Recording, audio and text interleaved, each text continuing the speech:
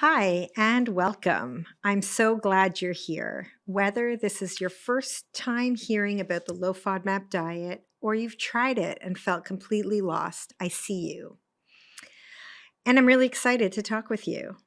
I'm Keren, and this is my very first episode of the FODMAP Ease Podcast. This space is all about real talk. I want it to be about IBS, gut health, food, and honestly, the mental load that comes with trying to eat the right thing when your body feels like it's constantly working against you. So, a little bit about me.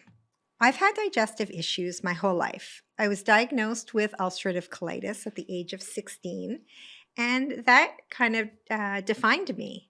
I've been navigating flare ups ever since, whether from colitis or from just IBS symptoms or a gastrovirus or anything. Like I've experienced a lot of digestive symptoms. So when I say I get it, I really, really do. I've lived it. I've lived with embarrassing moments where I did not make it to the bathroom in time and had to, clean up the mess.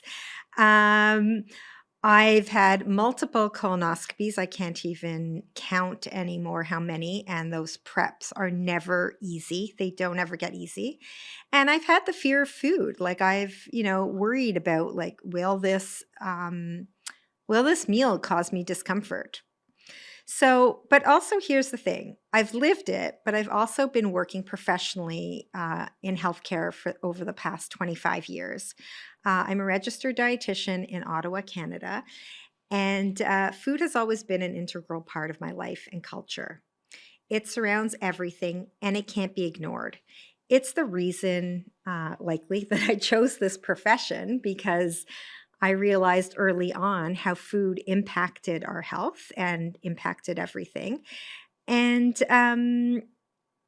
it's now the reason why I just love helping people and I just love talking about nutrition, health, poop, bowel movements. It's something that I'm really passionate about.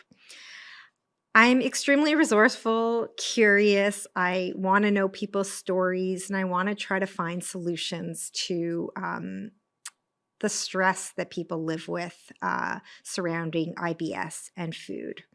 So, because let's face it, we can't starve ourselves. We need food to survive. So, to understand what kinds of foods will help us thrive in life is really important to me. That's what led me to launch FODMAP Ease this February.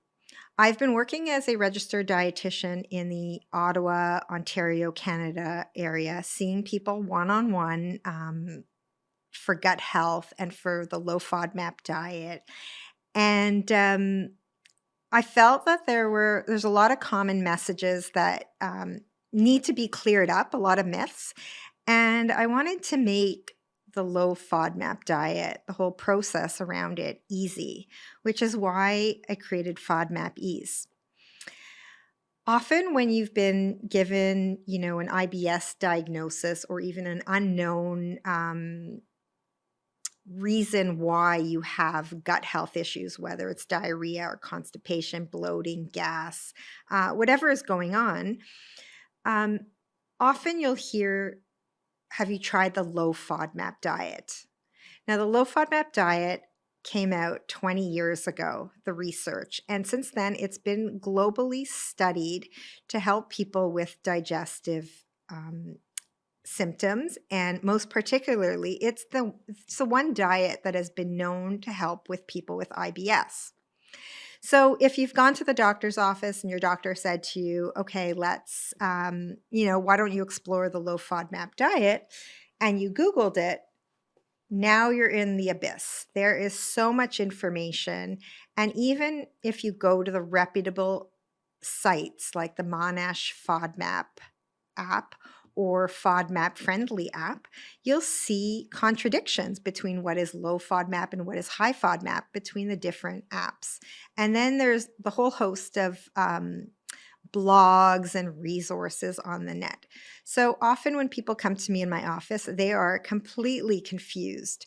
And their first message to me is, please just give me a list of what to eat. Make it black and white. I'm tired of trying to navigate all this.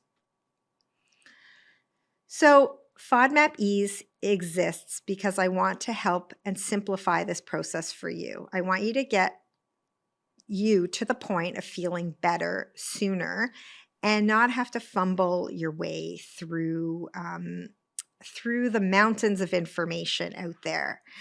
I'm combining my lived experience, also my professional experience, case studies from my client, and my goal with FODMAP Ease is to be able to help you get real personalized support.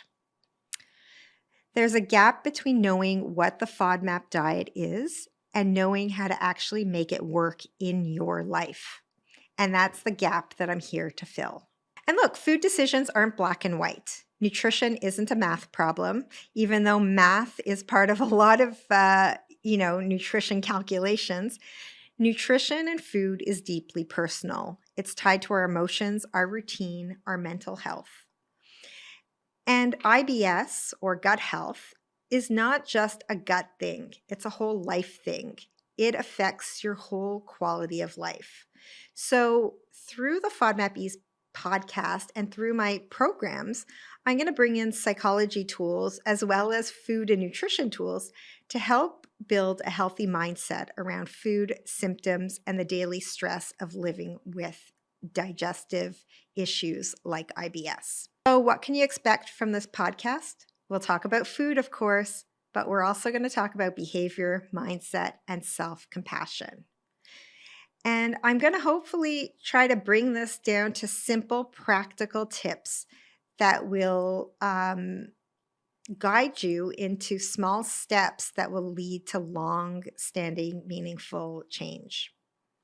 I'll share experiences, as I said, and case studies from my clients. And as the show grows, I'm hoping that this becomes a success where I can bring some experts, some clients, maybe some of you to come on and we can talk along the way.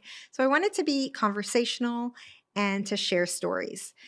These first few episodes are going to be just me talking, but eventually I don't want it just to be my voice. I want it to be your voice.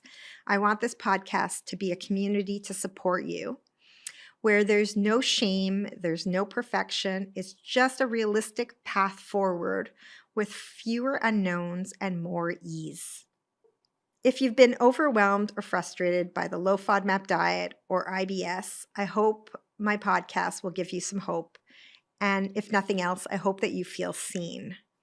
Because you are not alone in this. There are, I think I saw the statistics, 1 in 7 people suffer from IBS, but many people suffer from digestive diseases or digestive symptoms, and we just don't talk about it. So this is my way of bringing that conversation out in the open. In the next segment, we're going to dive into the basics of the low FODMAP diet. What it is, why it works, and how to approach it without burning out or becoming overwhelmed.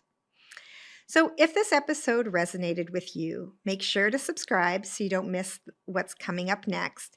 And if you want to share your story, have questions, I would love to hear from you. So just reach out. I will provide in the show notes my email address and how to get in contact with me. Thanks again for being here. I'm Keren, and this is FODMAP Ease.